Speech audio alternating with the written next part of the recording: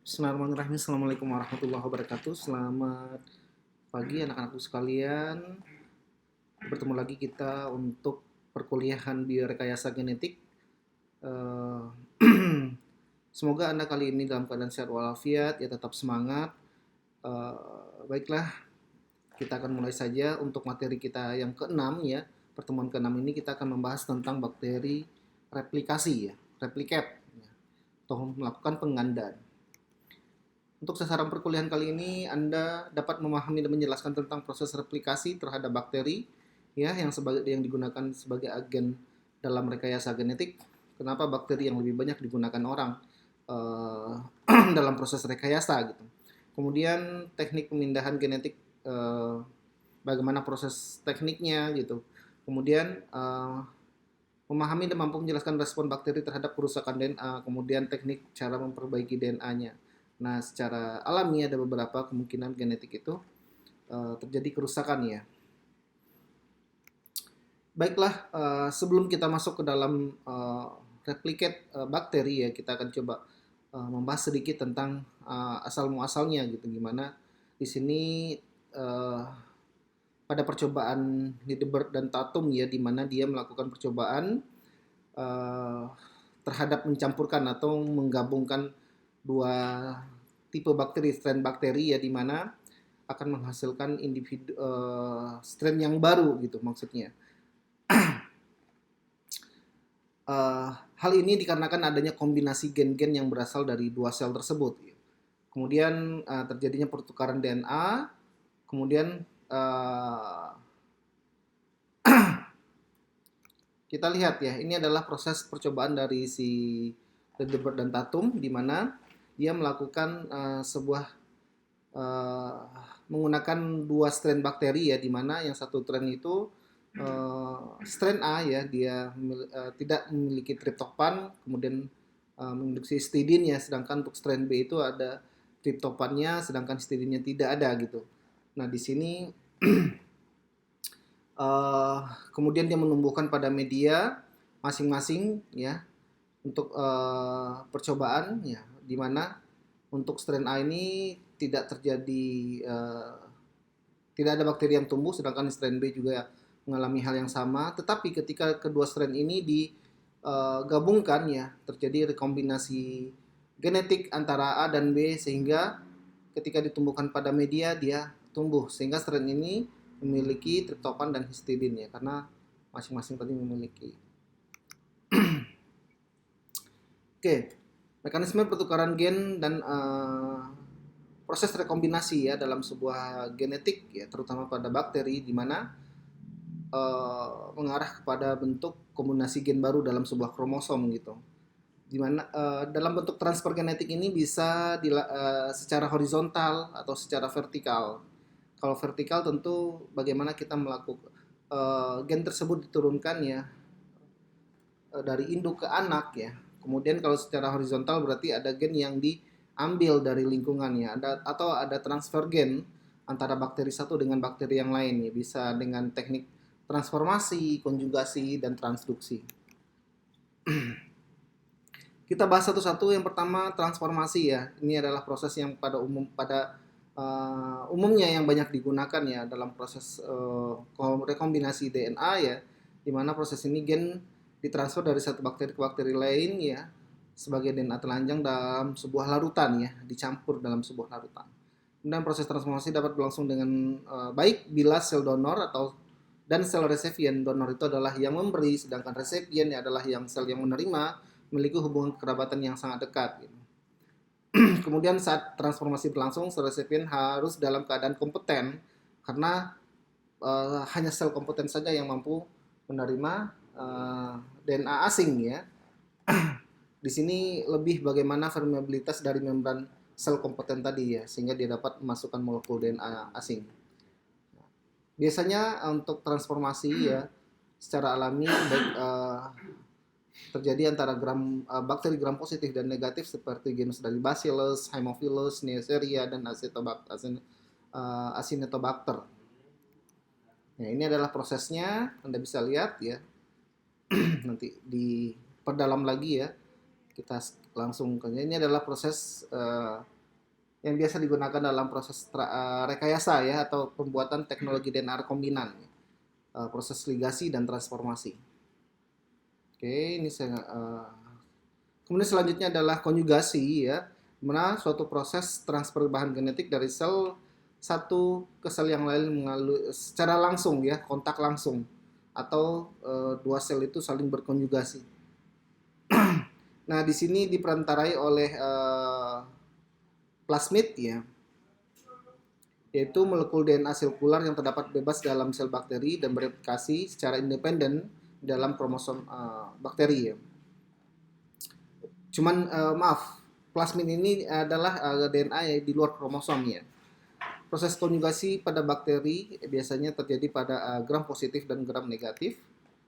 Pada bakteri gram negatif, proses konjugasi melibatkan filisek yang merupakan perpanjangan dari permukaan sel donor ya yang akan melekat pada permukaan sel resipien. Sedangkan untuk gram positif sendiri, proses konjugasi umumnya dalam bentuk kontak langsung antara dinding sel donor dan dinding sel resipien. Kemudian ada proses transduksi ya, di mana ini adanya perantara bakteriofage ya antara donor dan resipiennya ya. Bakteriofage ini adalah virus yang menginfeksi bakteri.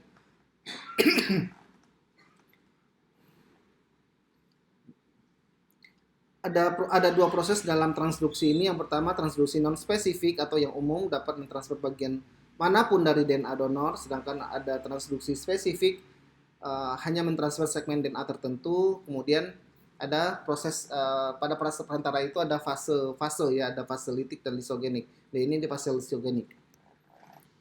Nah, ini adalah ketika bakteriofage melekat pada sel dinding sel bakteri ya, kemudian dia melepaskan enzim fagenya yang akan mendegradasi DNA bakteri ya. Kemudian terjadi lisis ya. Kemudian fage akan menyuntikkan DNA donor ke DNA resipien ya. DNA kemudian melakukan rekombinasi dengan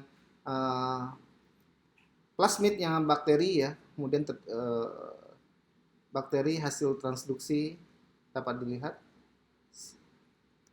Nah, ini adalah prosesnya ya. Fage melekat pada bakteri, kemudian menyuntikkan DNA, kemudian enzim mendegradasi DNA bakteri, kemudian sel mensintesis fage baru ya dan membuat DNA fage. Sel lisis ya, fage lepas dari bakteri, kemudian fage menyuntikkan DNA donor dalam bakteri, kemudian DNA donor disisipkan oleh kromosom bakteri resipien ya.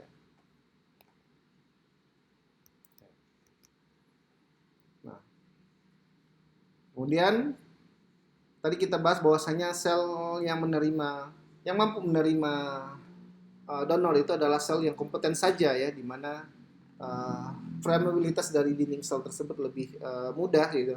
Ketika kita induksi dengan bahan kimia atau dengan suhu ataupun dengan elektroporasi ya, dengan teknik kejut listrik ya. Beberapa jenis bakteri yang banyak digunakan orang dalam proses rekayasa ya, ada E. coli DH5 alpha, ada E. coli top 10 ya, ini untuk cloning biasanya ya. Escherichia coli K12, kemudian Escherichia coli BL21 ini untuk ekspresi gen ya. Kalau untuk cloning ini biasa menggunakan DH5 alpha, sedangkan untuk ekspresi biasanya menggunakan strain BL21. Nanti kita bahas ya kenapa bakteri ini banyak digunakan. Ini adalah proses pembuatan sel komponennya ya, seperti yang sudah saya jelaskan sebelumnya, washing dengan gliserol, kemudian washing dengan ini ya, mix dengan TTS ya atau TSS transformation stroke solution. Kemudian kita suspensi dengan menggunakan larutan CaCl2 ya. Nah, ini proses pembuatan TSS ya, di mana Anda bisa membuatnya dengan mencampurkan ya. Ketika Anda ingin membuatnya dalam 100 ml LB media ya, LB media cair, Anda dapat menambahkan PEG 8000 atau yang PEG 3350 ya. Kemudian ada DMSO ya, ada MgCl yang sudah apa namanya dehidrat ya. Jadi bisa dibuat ini komposisinya untuk 100 mili. Kita dapat mencuci ya sel kita dengan menggunakan TSS ini dan langsung bisa dipakai ya. Ini untuk proses pembuatan sel kompotennya lebih simpel, lebih sederhana karena hanya beberapa kali pencucian dan di sentrifugasi ya. Ini beberapa proses pembuatan sel kompoten dengan apa namanya treatment kejut panas ya, kejut panas. Oke. Nah, ini kita masuk ke dalam respon bakteri terhadap kerusakan DNA, ada mismutation, ada nonsense mutation, kemudian ada insertion ya. Mismutation itu mutasi yang menyebabkan perubahan kodon spesifik pada suatu asam amino ke asam amino yang lain nih, sehingga proteinnya berubah gitu. Kemudian ada nonsense mutation, di mana mutasi yang menyebabkan perubahan kodon spesifik suatu asam amino ke kodon terminasi. Kemudian ada insersi ya, ada penambahan ya. Perubahan jumlah basa karena ada gen yang disisipkan di situ sehingga terjadi perubahan protein ya. Kemudian ada respon bakteri terhadap kerusakan DNA. Yang pertama itu ada delesi ya, yaitu mengakibatkan perubahan jumlah basa DNA pada gen dengan menghilangkan sebagian dari sekuen DNA-nya ya. DNA yang hilang akan mengubah fungsi dari protein tersebut ya. Karena memang otomatis kodonnya berubah gitu loh, sama aminonya berubah.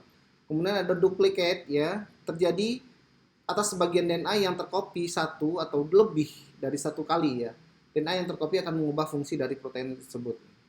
Terduplikat ya, kita misalkan Anda membuat susunan basa DNA, ternyata ada penambahan basa yang cukup diulang 2 kali ya, jadi akan menghasilkan kode asam amino yang berbeda. Kemudian ada Francis mutation, menggeser pengelompokan dari basa dan mengubah pengkodean untuk asam amino. Protein yang dihasilkan biasanya tidak berfungsi ya. Kemudian ada repeat expansion ya, expansion, mutasi yang meningkatkan banyaknya rantai pendek DNA yang berkali-kali ya, mengakibatkan protein yang dihasilkan tidak dapat berfungsi dengan benar. Nah, ini adalah proses kerusakan DNA ya menurut si Garrett and Klein ya. Bisa secara kimia, fisik dan lingkungan terjadi perubahan satu basa ya. Ada depurinasi, diaminasi sitoksin menjadi urasil, diaminasi menjadi hiposantin ya, alkalisasi basa, insersi, kemudian penyerapan analog basa. Nanti Anda silakan cari ya penjelasan dari masing-masing. Kemudian ada perubahan dua basa ya, ada dimer antartimin ya, kemudian ikatan silang agen pengakil biofungsional ya, kemudian ada pemutusan rantai, radiasi pengionan, desintegrasi elemen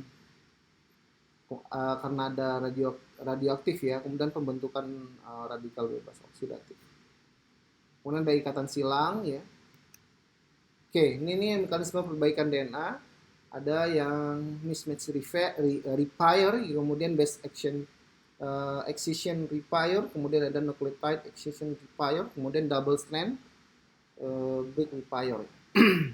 Nah, ini masalahnya kalau ya mismatch repair itu terjadi kesalahan penyalinan ya. Nah, solusinya di sini bagaimana kita melakukan pemotongan untai yang diarahkan oleh metal ya. Oke. Kemudian ada, nanti Anda baca saja ya karena waktu sudah sedikit. Nah, ini adalah bakteri yang mampu ya memperbaiki DNA yang sangat baik, yaitu dari kelompok Deinococcus radiodurans ya, di mana dia mampu bertahan hidup dalam radiasi yang tinggi ya, karena bakteri ini mempunyai mekanisme perbaikan DNA yang cepat dan mempunyai banyak kopi pada genomnya. Nah, kemarin Anda bertanya apakah sel E. coli yang kita gunakan itu masih memiliki plasmid fertility-nya plasmid yang biasa umum terdapat pada bakteri. Nah, ini adalah asal muasal ya bagaimana E. coli D. H5 alpha ini dijadikan sebagai yang banyak digunakan dalam cloning gen ya. Nah, dia merupakan dari turunan dari strain DH1 ya, dengan ini yang dibawa oleh strain dari MG1665 yang nanti Anda bisa baca. Ini kemudian oleh si Mel Selson ini dia pernah strain aslinya itu dia pernah menampilkan di jurnal Nature ya pada tahun 90. Kemudian D5 alpha ini dikembangkan oleh ya turunannya itu adalah DH110 beta ya, kemudian dikomersilkan oleh Invitrogen itu menjadi strain top 10 ya. Jadi antara DH5 alpha ini sama top 10 masih memiliki satu keturunan ya. Nah, kemarin ini does actually DH5 alpha strain contain fertility plasmid. Nah, tergantung ya jenis strain apa yang Anda gunakan, karena ini adalah link yang Anda bisa cari ya di internet, informasi tentang E. coli genotype ya yang umum digunakan dalam rekayasa ya. Nah, ini salah satu yang saya ambil saja ya, strain DH5 alpha. Kalau di sini adalah informasi mengenai apa saja yang sudah direkayasa dari E. coli tersebut. Ini ada min ya, kemudian Anda bisa lihat baca di sini. Ini adalah bagian-bagian yang sudah direkayasa, nanti saya lihat apa saja ya. Kemudian ada DH5 alpha. Ini F min itu artinya dia tidak membawa plasmidnya ya, dia tidak membawa plasmid fertility-nya ya. Berarti sudah dihilangkan plasmidnya. Sedangkan yang ini masih membawa plasmid fertility-nya. Karena ini kan plus ya. Nanti kita lihat. Nah, ini does not carry the F plasmid ya. Kemudian kalau yang F positif ini adalah masih membawa fertility plasmidnya. Nanti banyak ya, silahkan diklik saja nanti itunya. Nah, kemudian ada BGL 21, E. coli strain BGL 21 ini yang digunakan untuk ekspresi gen. Anda bisa lihat ini informasi mengenai rekayasa yang sudah dilakukan pada E. coli tersebut ya. Nah, ketika Anda ingin membeli sel kompeten pada vendor ya, Anda bisa lihat, telusuri ya, biasanya mereka memiliki informasi tentang bakteri strain yang digunakan, yang kita gunakan itu gitu, yang kita beli gitu. Jadi kita tidak akan bisa menelusuri jurnalnya yang pernah menggunakan bakteri ini. Oke, sekian saja untuk perkuliahan kita tentang bakteri replikasi. Mudah-mudahan Anda hanya sedikit ya, segelintir saja Anda bisa membaca, memperkaya kesana Anda dengan baca jurnal, textbook ya. Mudah-mudahan Anda tetap semangat untuk perkuliahan online seperti ini dengan kondisi yang sehat ya, bugar. Dari saya sekian saja. Assalamualaikum warahmatullahi wabarakatuh. Semangat.